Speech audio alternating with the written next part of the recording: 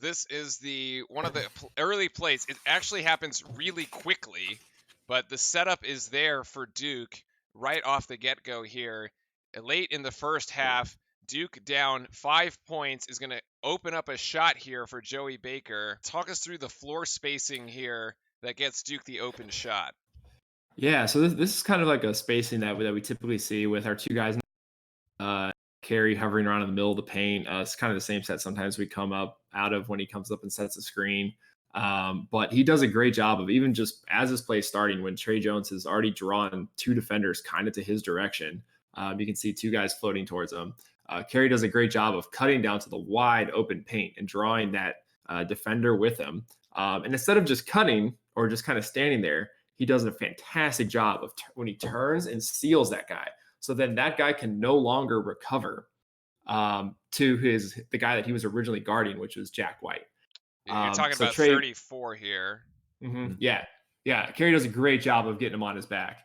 And so even Jack White is already wide open for this. And it forces the Georgetown defender to have to commit, because at the end of the day, the ball scores. You have to commit. I mean, Jack White can't shoot threes. You have to commit to that. And Jack White makes a great read on the timing of when that guy's rushing out at him and passes it to the corner. Doesn't even give that guy a chance to duck back over to stop Baker. Exactly. And then Baker just drains it. Yeah. The one you're talking about is Joey's man has to help off there. And it's going to, I mean, look at the space. Look at the no space. Chance. Yeah. I mean, at this point, it's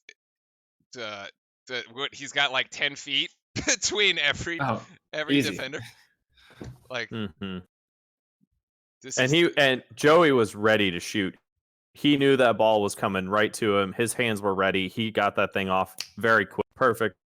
Oh yeah, there's no hesitation here. There's zero. 29. By the way, the Georgetown player that ends up trying to cover this three is actually that guy. all the way over there.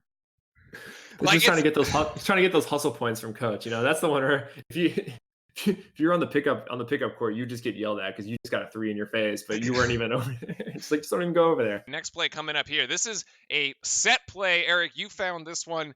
16:50 to go here in the second half. Yeah. Tre Jones giving the little horn signal. Yeah, so this is like the horn set, and we've kind of seen this before, but this is the one we kind of get like a kind of a double screen start up here with Carey and Jack White up top. And there's a couple options. Like sometimes we have this kind of where it's just like a screen and Tre starts it. But Carey makes a great job where he dives, because there's there's three defenders up there, which means, you know, we always have these two guys in the corner just creating that space. Look at the lane. There's not a single defender in the lane right now. And Carey makes a great job. He's just going to dive down. Essentially, you know, it's a version of like slipping the screen. Tre Jones swings it to Jack White, and then it just creates we're kind of back in that similar set that we were on the play that we just showed. But with the cutter now, you know, now there's a third defender there. You know, it just creates a little dump down. It gets covered by Yurt 7, but then it also gives Jack White the opportunity to drive, which he does. The folks in chat. So the horn set typically is when you're playing two bigs. In this case, Jack White really isn't a big, right? But anyways, you're four, and you bring them both up to double screen, as Eric was saying. We'll translate it into English. Sorry, it's like the two guys coming up. You know? Yeah. And so it's a nice drive into here by Jack White, who unfortunately it doesn't get it to go. But you could see that the play was actually well executed at the end of the game, right here. Yeah, so I mean, we're only up by 6 at 50 seconds. So this is kind of a big inbounds play. There's 3 seconds on the shot clock.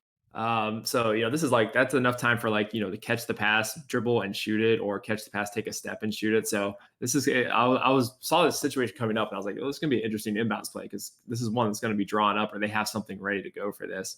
So we kind of get this back screen that's going to come from, is it Wendell Moore? And then it frees up Carey for a lob. Yes. Which is like the most efficient way to not have to worry about dribbling the ball.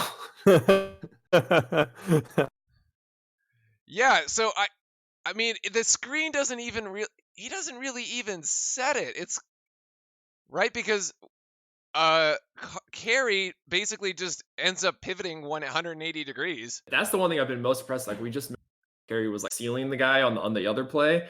He does a great job of positioning himself before he gets the ball. And even like in anticipation of like plays developing, that's one thing I've started to notice is that he has a great job of like of using his own body to put his defenders in places that allows himself or even other guys to get more open eventually. So yeah, the screen. I mean, your 7 is anticipating the screen, probably thinking that Carey's going to go over top it, and he just pivots and slips it behind, and he completely forgets that. Oh yeah, the basket's this way, buddy. Like Yeah, that's what you look, care about. Guarding. your 7's looking that way. He's expecting Carey to try to do that. I actually can't draw a curve with my tool. No, no, yeah, you're definitely right. And Carey makes a But great it's like, read as the secondary defender doesn't come over enough to help. And I think it's a that's poor communication on Georgetown, and it was a great read by Carey because he clearly just like makes a step and has a clear lane to the basket.